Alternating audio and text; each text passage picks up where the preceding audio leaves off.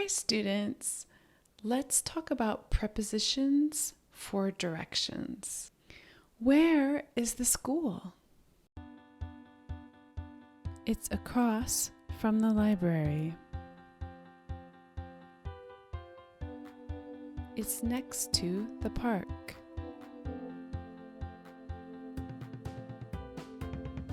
It's between the park and the supermarket. It's on Main Street.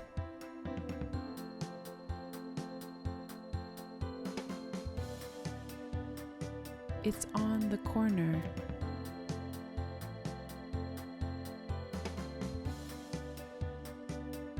It's on the right side of the street.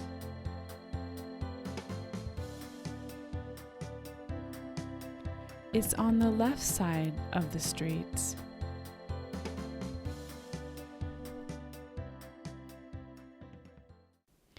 Great job, students. Thank you for studying with me, and I'll see you next time.